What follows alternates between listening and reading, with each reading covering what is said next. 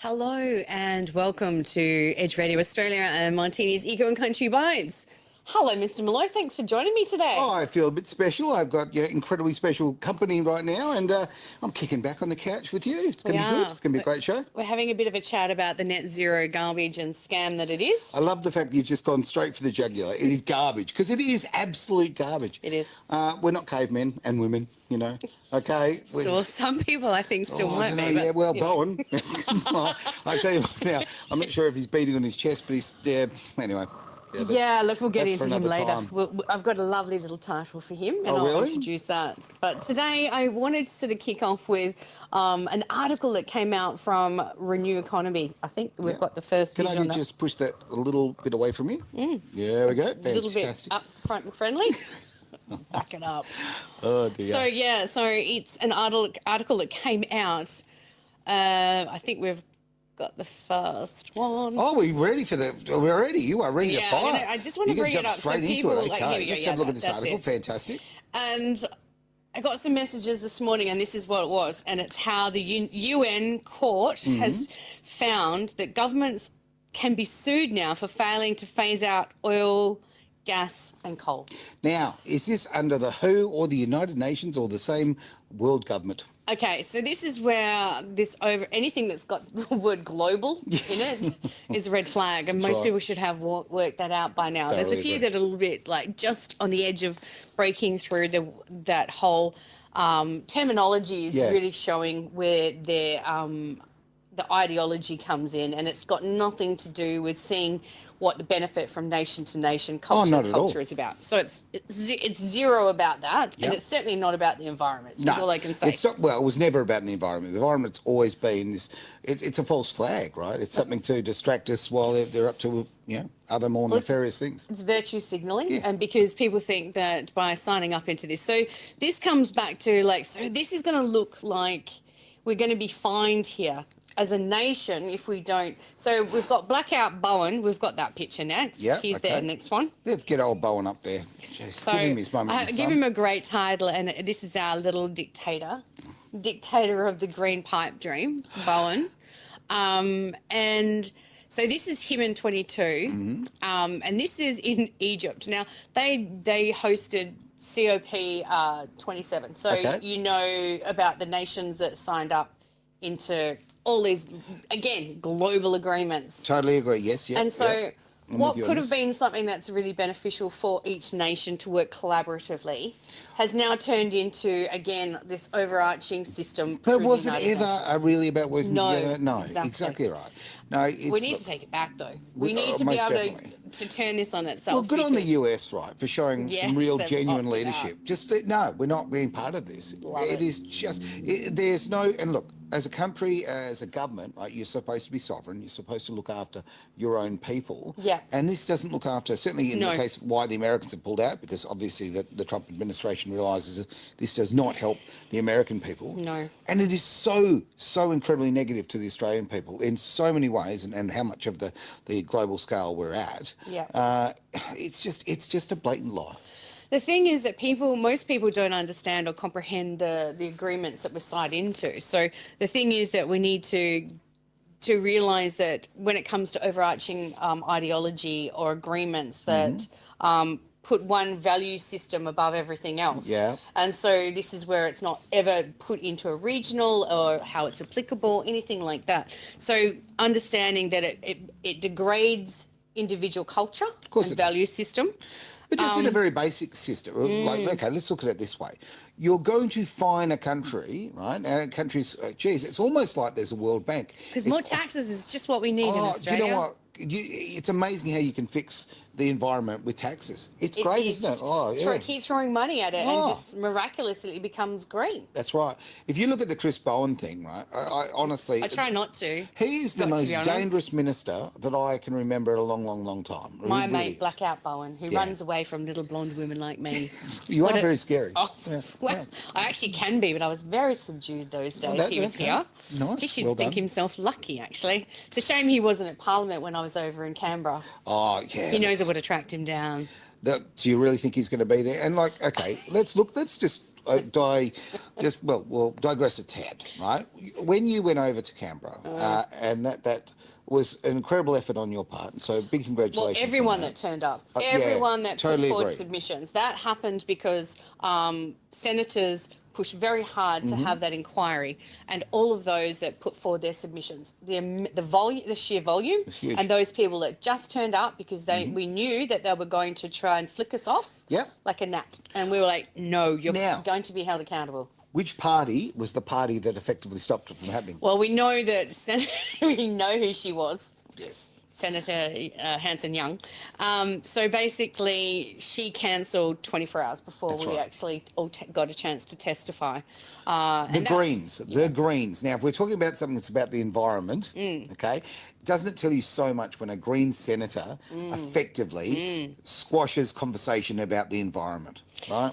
Democracy isn't important anymore. Well, it should be. Constructive dialogue. Yeah. Even actually straightforward answers. That's all we were looking for, is straightforward answers in the consultation process. And you don't have to actually agree with everybody. None of that happened. No. Yeah. No. So this is where we saw from the beginning this was a box-ticking event, and there was no accountability, no transparency. None whatsoever. Even so much as it's come back around, and they're still starting to show now some of the substations that are going, oh, so this is what we're going to have right off that's close to shore.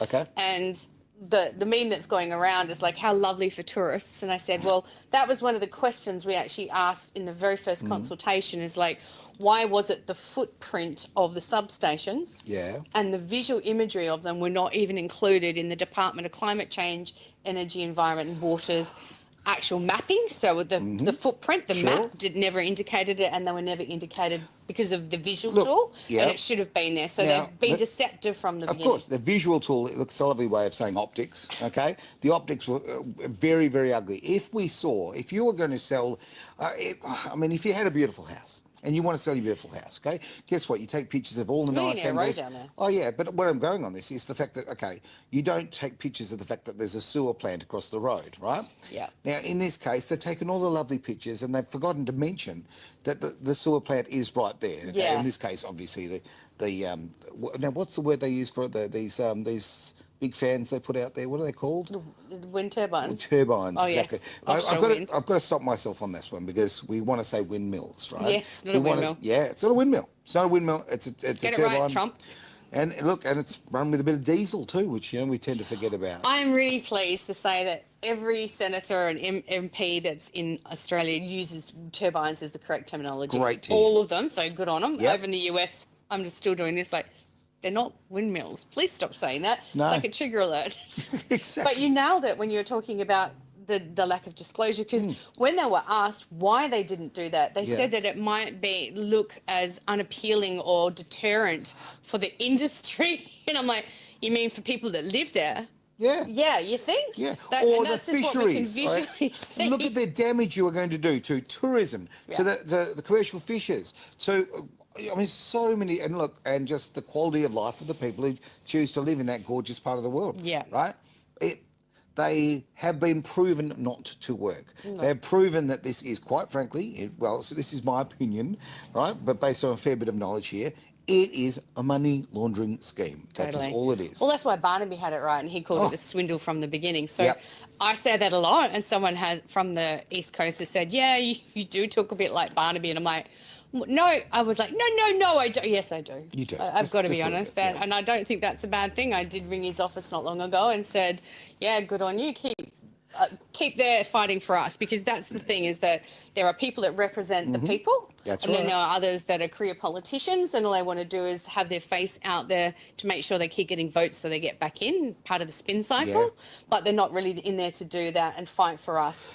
And that's what we need, is to fight for us. So true. You'll find that the corporate media, will keep, what they'll do is they'll promote, obviously, the career politicians. Yeah. But they'll also tear down those ones who are a little bit different, the Barnaby Joyces, the Catters, people like that, right? Okay. Good old Pauline. Pauline Hanson, destroy her. Exactly. Even at our campaign, when she came down and we had our rally in Bunbury, they were more interested in talking about Robert Irwin and the... Oh, exactly remember the meme that she put out, the little cartoon? I'm like, have a sense of humour, Robert. And, but it's good because she got us on national TV. So good on you, Pauline. And One Nation's always backed us. Well, that's right. And actually, there's been some pretty good work from One Nation lately. And there's, I believe, now, I'm sorry, I don't know this politician, the gentleman you speak to. Tyron. Yeah, so... Okay, we haven't met yet. Yeah, so I'm going to introduce him a little bit later on, but he has definitely picked up the baton. Good to hear. For WA and really leading the way as far as working with, obviously, Senator Malcolm Roberts and Pauline, where they're really pushing to have a moratorium. So, but the one thing we need to backtrack to about having people fight for us, and this is really where you're going to have to put your money where your mouth is. And if I hear any, what's the word? Not false promises, but it's just lip service, and it's like, oh, yeah, we need to stop them. I said, well, how we're going to stop them is get out of the GOA agreement, which is the Global Offshore Wind Alliance. Sure. So we need to get out of that, and the Paris Accord agreement. So that's leading net zero. So we can look at, the emissions in general. We can look at making sure that we have some ecological balance between the way that we're developing land and the way that we're treating it, and rehabilitation. Yes, let's do that. Agreed. With some balance. Well, hang on. I think this point needs to be made. We're sitting here, right, and you very much so, me lesser, but okay, very much an environmentalist, right?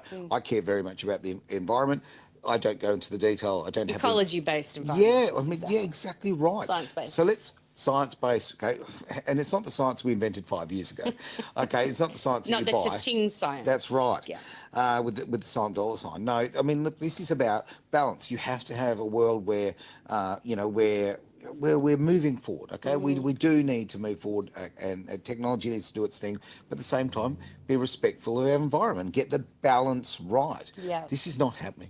There's no balance in all of this. No. Again, we go back to there can't be any balance when you're talking about locally, regionally, and as a nation, when you've got agendas and money pushing from overseas. So it's foreign policies, foreign procedures, it's all foreign money that's pushing it. And this is where I'm going to really come to this, because that's where you understand with the GOA agreement. So people might know about Paris Accord, and that's what's really driving this carbons reduction, carbon emission, carbon's become evil. It's like, well, it was fluorocarbons, and then there was global warming. It's just been, remarketed.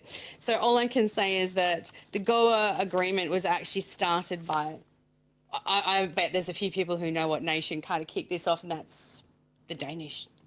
Yeah, good old Denmark. And why do you think that is? Is because when you look at who is part of that, they're the ones who pushed this forward about the Global Offshore Wind Alliance, is because that was all about their own agenda, about money. And we're talking about here billions upon billions and going into trillions of dollars of money it's given from foreign nations all the way back, siphoning off to foreign corporations that go back to Denmark. And so the nations that signed up for GOA are Australia, Belgium, Colombia, Denmark, who founded GOA, Germany, Ireland, Japan, Netherlands, Norway, Portugal, Spain, the UK, the USA, who is kind of pulling the pin, Romania, and now this is interesting. So there's nations, and then there is a next level of commitment, and this is the red flag, especially for us in Australia. And it was definitely a red flag 4 or 5 years ago when we look at what was happening in this state in Australia. St. Lucia, the European Commission, Brazil, well, that's still a nation, but then the area of Panama, or the nation of Panama, but the state that signed up for that is California.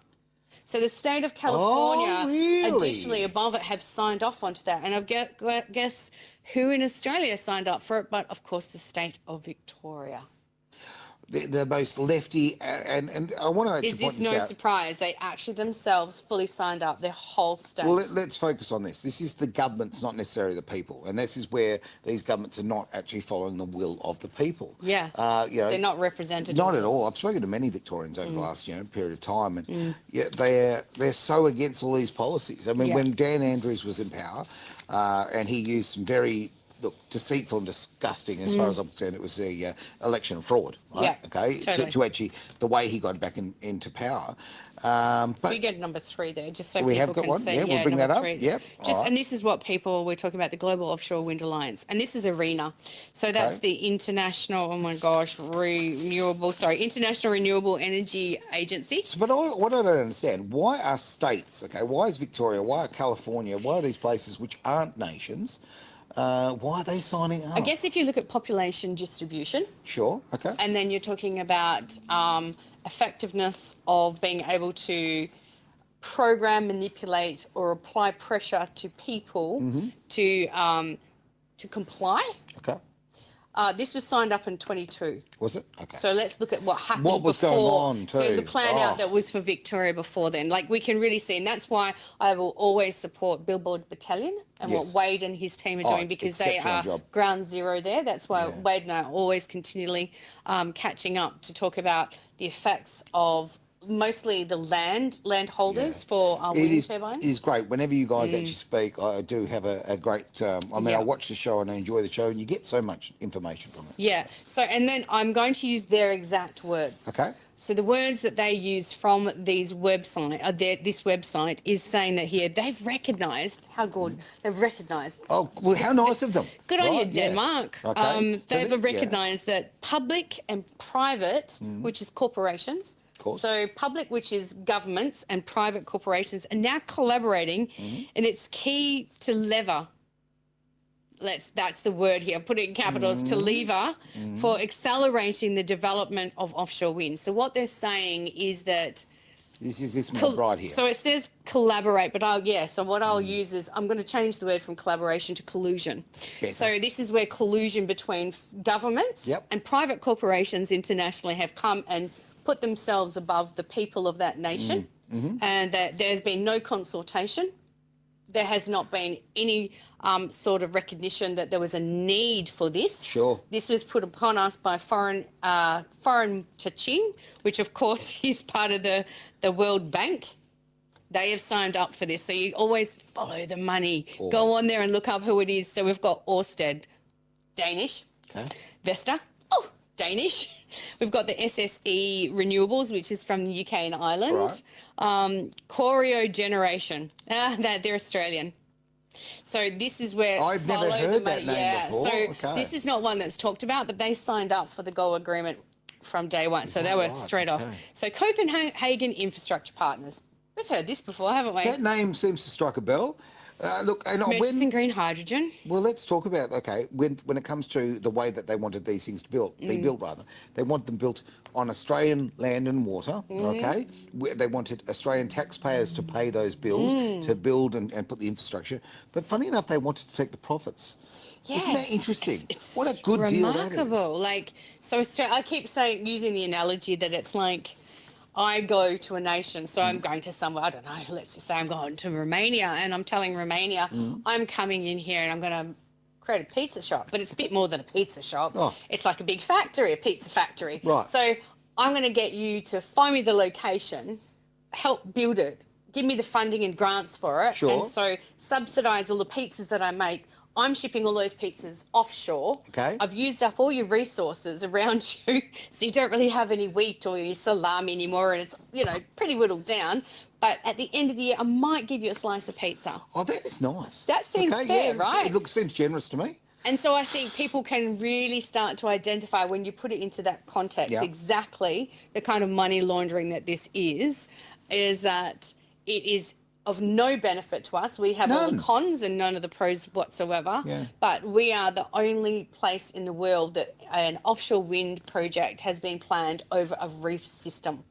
When I spoke to that, when Megan and I spoke, she said she's never heard of that happen before. And I said, we have extensive lineal limestone reef systems that run parallel to the coastline. Okay. And so they're vital habitats to the massive diversity of fish, and many of them endemic, so they're not found anywhere else. Okay. So, but the EPBC and obviously the Department of Climate Change, Energy, Environment and Water, you may as well drop out the environment in this equation. So the DCCEW, we just No. Someone else look after it. It's really not their issue for Mr. What's his name? Every time I hear the new term, guy.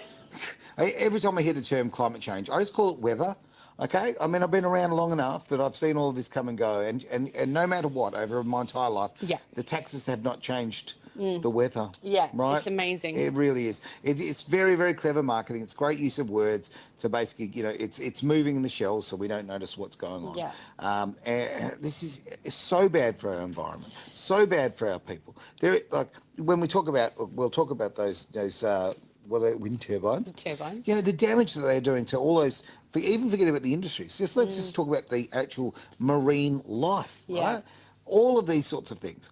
The damage is far greater than the gain. And in fact, the gain is just not there. It's pretty minimal because the thing is that these were proposed for energy to power X. So what it is that it was to power, say, like Murchison green hydrogen. Sure. Well, what's happened is that Copenhagen Energy have pulled up stumps. So, keep going home all the way back to Denmark, everywhere, not just in Australia, but get out of our waters. Should I pull up the old Vikings? Come on. May as well do it now. Why not go home? Vikings go home. All of you. All you Danish that want to come in and destroy our land and our oceans, you can just bugger off back home. But again, this is not the people of, the Danish people, right? No. This is the governments and this is the business, right? And the absolutely, the nepotism between the two, right? Let's cut the crap, right? When Bowen leaves as an Australian, right? When he leaves his position as... Did you say as an Australian? Yeah, okay. Let's look at his position honorary as a TikToker, because that's his main thing these days. But Bowen, what will he do? He will walk straight into a consultancy gig with one of these companies, or many of these companies, or 6 of these companies, like our own Premier did here in Western Australia. Too tired to do the gig here, but went in straight onto directorships and positions on the GOA website, so the Global Offshore Wind Alliance website. I'm asking everyone, just go and have a look. Just have a little look around, and you'll see very close down the image that I took from that is of Minister Bowen. Okay. Good old blackout boy. And you only have to look, read the room, read the energy, and you understand that this is a club. Yeah. And we're not part of that club, right. And you can see that these people all have the same kind of not only ideology, but they have no capability of listening to any experts that would have a different idea of science, of evidence. Yeah. That's irrelevant because this is the ideology and the indoctrination that they're pushing. And there can be no deviation if they want us to fall on this sword. Well, I say, Bowen, just do it sooner than later, mate, because just either quit and walk away, because the statement being made is that yesterday there was a statement made that people have got the wrong idea with a few of the proponents that have kind of pulled out of offshore wind. Have I got the wrong impression? You must have. We've all got the wrong impression because it's not the destruction of this industry. Right. It's just the start. And again, I'm going to go back to Vikings go home. Right. Well, so whatever Vikings are out in our oceans, whether you be from Norway, Denmark, you're from UK or Japan, China, I don't care where you're all from. You can all bugger off as Vikings and get out of our oceans, because the thing that they underestimated is that Aussies are pretty laid back. Yes, we are. But we're very protective about our ocean. As we should be. It's such an important part of the soul of this country. Right? Yeah. And again, I go back to we're nymphs, not NIMBYs, not in my pond or my part of the pond. So we're nymphs, not NIMBYs. Okay. And so I say that there is absolutely nothing wrong with that. So to have a sense of stewardship and want to protect an area. Now, no one's ever caused Greenpeace or anyone else that stood up for environmental stuff. They've never called them NIMBYs, right? Okay. It's only the people that live there that actually want to retain their value system, their own culture, their own communities, because it's actually not what they chose. It's been put upon them by foreign corporations, foreign money, foreign agenda. Full stop. And obviously it all goes back to Denmark. So all I can say is you're really not selling the Danish people to Australia very well. And one of them's one of your queens previously. So I'm just like, hello, you might have become Danish, but the rest of us have a very good memory. And so all I can say is like, no. Well, we're sick of being sold out. Yeah, we have. Whatever, like I am blown away about this. Right now, we'll talk about the Liberal. I'm going to break in a little bit. I'm going to talk about the Liberal Party for a moment, okay? Guess how you can win an election? On issues like this, you can actually grow a backbone and you can go, guess what? No. I'm saying no to Paris. I'm saying no to this. I'm saying no to that. You can pull out actually back and say, guess what? I'm for sovereignty. I'm for looking after Australians. But you haven't got the guts. And I will give you a little bit of... It's no two-party system. It's just a one-party. That's right, yeah. Different Left and right wing, right now. same bird. Yeah. Right? But here's the thing. They could win this election or the next election, right? And they could actually do good for Australia. They don't do it because they are so frightened of losing their positions. Also, they're frightened of the media. The media controls so much of this, okay? Yeah. And the media have a financial vested interest in this, big time. So if the media, what happens is, and as I say, I'm going to be slightly on the Liberal Party's side for a moment, and then I'll back away. But because they go, okay, the media will tear us to bits and they will demonise us and they will actually run a campaign against us, right? Who cares what the media says anymore? Well, do they have any credibility? That is the thing.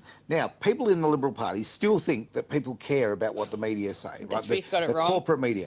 Guess what? 19% of the mainstream people, actually get their news from those nighttime services, from the mainstream, from the corporate media. Yeah. Right. The rest of us are all. Guess where we're going? Going to alternative media. We are going to the internet. We're getting information from that and other sources. Social media platforms, TikTok, huge, like YouTube. Of course. Facebook, all of this, even Instagram still has got quite a lot of stuff to do with media releases. I'm going to get you to play the next one because I'm going to give a big shout out to this bloke. That's the one. That's the one. Good. Important where this is Cole's seconding the private member's bill. I'm moving it. I'm going to go down to the tabling office and table the bill. That's the bill. And here's the explanatory memorandum. Now, the EM I'm going to put on Facebook so you can have a read of it. It's a bit long, but please get through it. And at the end is some further comments for Facebook, including how dodgy some of these it's all publicly available documents, between the tender documents and how the government pays some of these proponents, even if they don't produce power. Well, understand this, everybody. The single biggest issue for everybody is cost of living. The rising costs of the day-to-day living expenses that we all have. It is all driven by energy, which is all driven by this whole net zero argument. I've had enough of the procrastination on people going to fix cost of living crisis. What we need to do is get rid of this net zero nonsense that is peddled by the carpetbaggers and the snake oil salesmen. And that's what Barnaby and I are doing. So thank you so much for your support. I really appreciate that and I need it.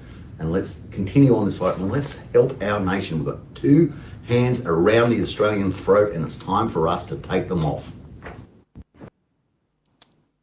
Go Barnaby. Go Barnaby, absolutely. So I'm super impressed that he's been stepping up more and more and he wants out of net zero. Now, that's the commitment we were wanting from the Liberals. And guess what? I told them that to their face in Canberra and said, I told them they're actually going to lose, but I didn't like that.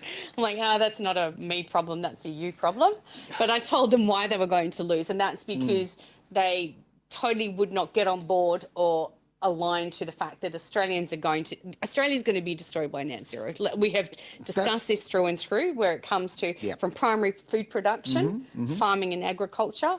The impact on that alone is going to put up prices so that farmers will be walking off their properties in droves. So that's just number one. It won't be financially viable anymore. Well, that's and this been is where we intentional have to to such stop. a Of course. Yeah. So this is their kind of the end game though. This is their dark forces, if we want to call it that way, like the dark forces, like Trump card.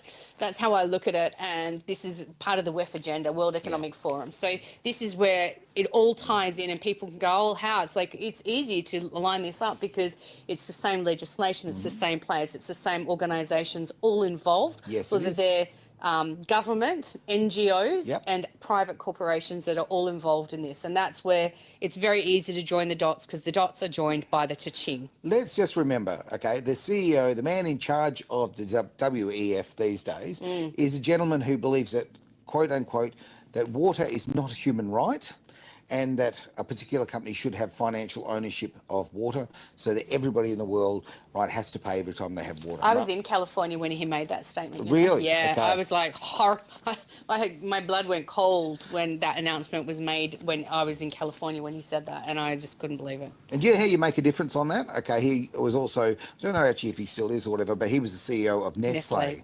Okay, so I'm now when I go shopping, not that I'm a good boy, I don't eat many chocolates, but I make sure that I don't buy them. Right? Okay, this is we can actually influence the world. Yeah. You know, we've done it with other products in the past. But when a private person or a business for that matter believes that we do not have a human right to water, it says that they are truly an evil human being. Like we have a world where there are so many people who don't have clean water, who have diseases and problems because they don't have clean water. Yeah. He wants to even make that more restrictive. Yeah. Okay, we live in a world where there's plenty for everyone. Stop lying about this net zero because it is just a lie. It's right? garbage because absolute garbage. If you go back to basic ecology, CO2 it makes up such a small portion of our atmosphere. Not only that, but Australia is only 1% of that small portion. We're selling our coal to China that makes all these offshore wind turbines and wind turbines and solar arrays that are going to pollute and destroy our nation, but we're sold off as a carbon credit to the rest of the world. So we are the sacrificial lamb. We are. That's why Victoria signed up. So they were the rollout. So what it was is they thought they'll just roll it out, put it straight through Victoria, and because that's rolled out, it'll set the precedent for everywhere else. But I keep saying you're dealing with the Wild West and other people that do not comply in that same way. No, they we don't. are not of the same ideology. Over here, it's like, I tell you now. It's a different country. I tell you what, even in the announcement in the Renew Economy, and the statement made yesterday, they even excluded the Bunbury offshore region in their statement about What? Yes. So Bunbury doesn't exist anymore? WA, it's like, I can't believe it. I was like, Oh, again, it's like we didn't even get a mention in their propaganda piece, which was, no, this is not a failing industry. It's just the beginning. And you know what they say? It's like, what is it, making pancakes? You know the first one is not going to go right. It's like, oh, no. This is a rotten batch. And we're saying you can take your pancakes and shove them where the sun don't shine, young lady who wrote that. Or old lady, I don't even know what you are. But anyway, I can say that we're not interested in these flapjacks that you're trying to flip on us because we know that this is a swindle. We've woken up to it. Farmers, bless their cotton socks, have woken up to the fact that if they don't push back and start uniting, that's why when we had our rally, Yes. it was coming together, it was uniting against net zero, because So net important. zero is what connects all of these issues. Is the great enemy here. It really is. Thank you, Helen, for this fantastic comment. They are absolute criminals. Yeah, it's a mafia. Yeah, it is so obvious, but people need to pay much more attention, and their criminal lies and deception is going to have real impacts, and it really already is, on every single person.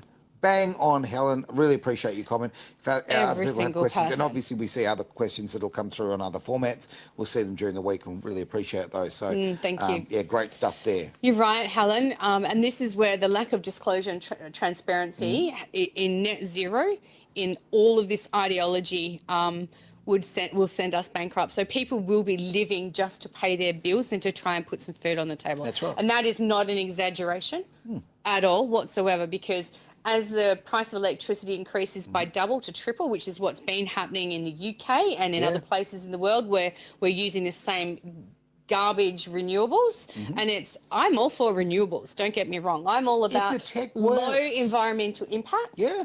And that does not cause more devastation than what we're getting, one. And two, it's economical. It's economically viable, so that our prices should be going down. So what we should be seeing is that our electricity bills should be going down because we're making long-term, really sustainable choices. Oh, that's the word. That's the one I say. When you see anything that doesn't have the word sustainable, or ecologically viable, Right. economically viable and efficient, economically efficient. Because when you're using nothing but subsidies and grants to prop up a whole industry, you know that is the Ponzi scheme. And that's what Barnaby is always about. Okay, hang on. Let's wind the clock back here. Right.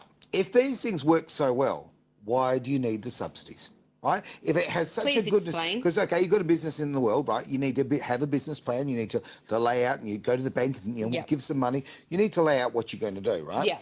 This does not, it's not about the pub test, it's well beyond that. It fails that every day of the week.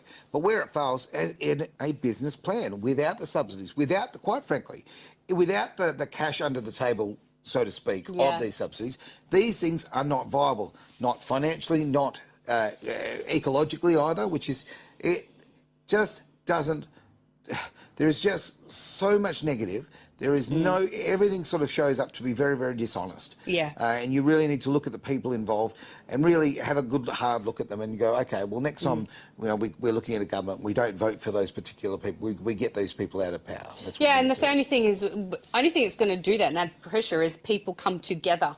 We are the 99%, they're less than the 1%. We need to remember that. We are greater in numbers, our voice counts, and we need to hold them accountable. There must be transparency, not needs, there must be transparency. Agreed. Because at the moment, when you can cancel an inquiry into the actual...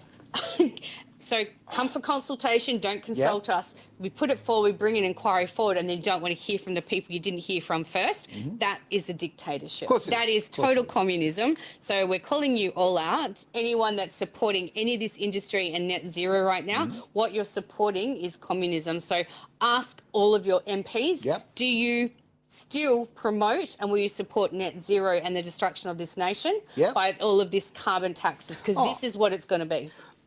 Okay, two questions to ask every politician, right? That'll tell you everything you need to know, right? Okay, ask them about net zero and ask them what a woman is, right? And those two answers will tell you everything you need to know of their quality, of their integrity, right? That's it. Yes. You did ask if I was still a woman before, didn't you? Well done, Aaron. Just got to make sure. Yeah. My daughter definitely counts for that one. All natural. But yeah, look, I'm going to... She's one of the OGs, I am one of the OGs too. Senator Rennick, Senator Malcolm Roberts, Barnaby Joyce, Andrew Hastie is still trying to keep his finger on the pulse a little bit. And, you know, good on you for saying you're still against it. When we asked them if they knew anything about the GO agreement, they all went white because no one had really done their research about what the Global Offshore Wind Alliance was. They didn't even know what it was. So it's like, we invited that conversation very early in on the game, gave them our details, who it was, what we're doing here in Western Australia.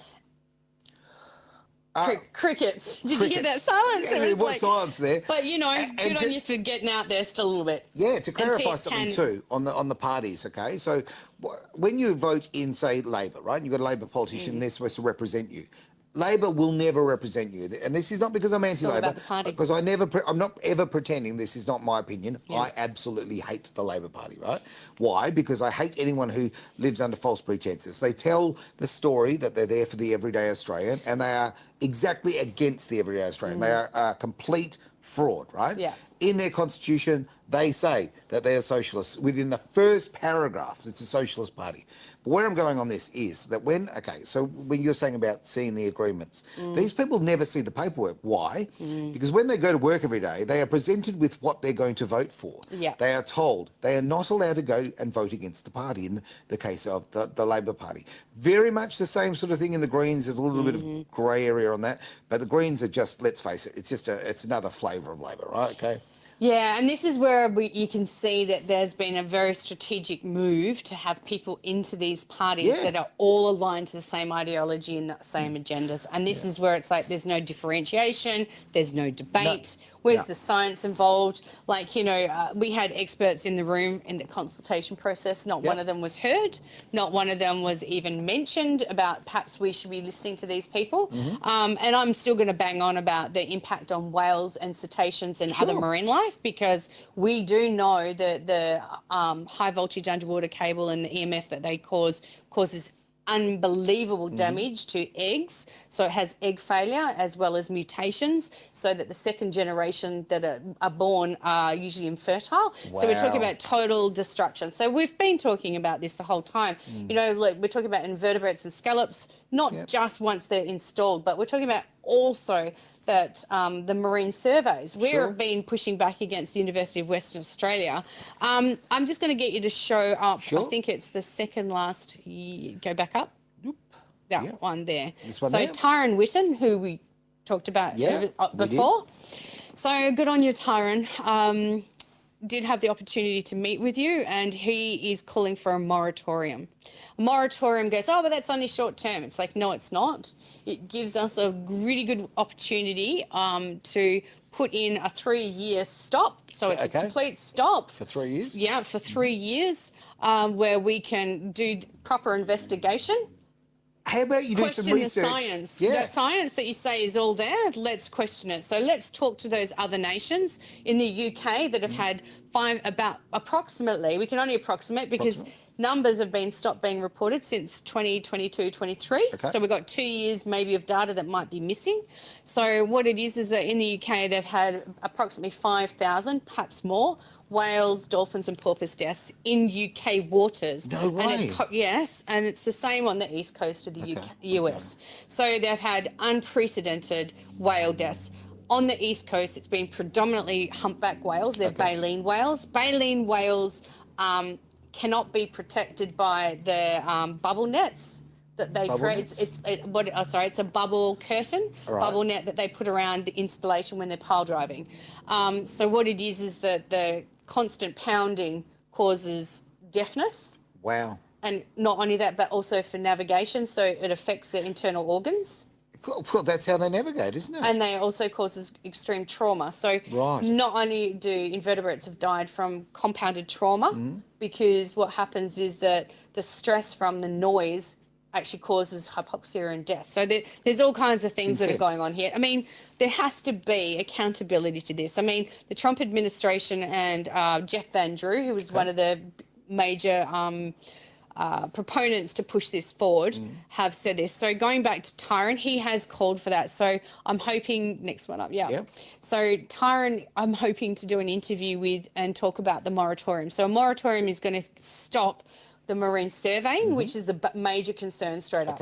We're talking about if people go into the website, the Department of Climate Change, Energy, Environment and Water, and look at Bunbury offshore and the survey area that the University of Western Australia, who's taken millions upon millions of dollars in grants from this federal government, involved in offshore wind turbines. So there is no impartiality. They're totally biased science. It's bought and paid for, just like every other nation, just like the Biden administration did. So we have had no transparency on decommissioning, what the impact's going to be. We do know from the reports that came from Robert Rand in the USA that the same exact methodology and the equipment used that's going to be from the University of Western Australia was used on the East Coast, and that's what has caused all of this mass dying off and killing of marine life. We already know that. The federal government knows that. They have known that since last year. They have been presented this in submissions. I spoke to them. I have spoken to people in Parliament last year. Earlier this year, I gave them those reports. I'm hearing crickets. It's like, why is no one acting this? Why is it Barnaby Joyce and Tyron and a few others these are guys that are on there actually? They've got some gumption. That's the word. It's like I certainly hope that backbone. that Tyron actually speaks a lot with Malcolm Roberts, who is they are all in this. Oh, Malcolm is exceptional. Exceptional.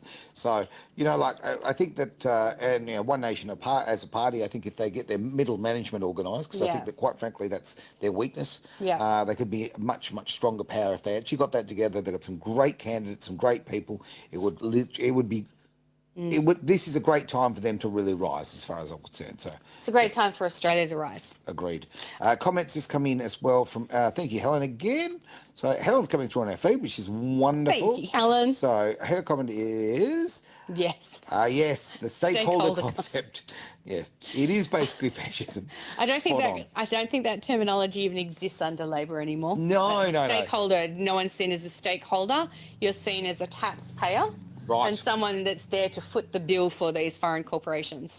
And this ideology. Just with the lost sight of what. Look, governments, when you go there and you vote for these people, they're supposed to be a representative to represent the people and haven't for such a long time. No. So, look, anybody who stands up and makes them accountable, tell you what, tip the old hat to you. But, and I will do a shout out. Another shout out that I've decided to do. This is something different. I had a bit of a chat about different. It's unusual. It's nice. It's unusual.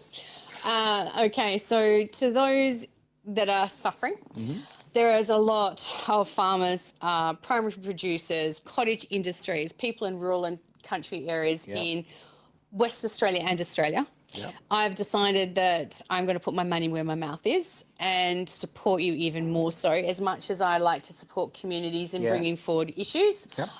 This is a call out to businesses I love that this. are owned by Aussies in rural and country areas. I would love for you to contact me and tell me what it is that's going on with your business where you are in regional Western Australia or in Australia. Tell us what you're doing, what your family history is with that, and I'm going to do a free promo. So it's free advertising basically for these industries and to make you stronger, because I am so sick of the big city people that have all the vote. They don't really know what's going on out there, and we need to educate them. When the voting system was changed, it really has isolated and just has squashed the voice of those in the country. It is so wrong. Well, we go back to the Hunger Games. It is the capital running the show, right? Yeah. So this is like all of these movies. People go, "Oh, that's ridiculous." Go back and watch these movies and reflect upon the last 5 or 6 Wind all the way back and watch, Wizard of Oz. It'll tell you everything you need to know. It's true, but it's, it's just the way it is. But no, for your initiative to promote local businesses, to Aussie farmers, I'm wrapped with that. And I'm on board with that 150%. Even if it's a community and they have an event coming up, so if it's, like a festival or some kind of country and western thing, I don't care, like whatever it is. Like if you think that's something that gives such great value and you want to put it out there to the wider community, please send me in all your information. Send it to Martini's Eco and Country Bites or send it into Edge Radio Australia.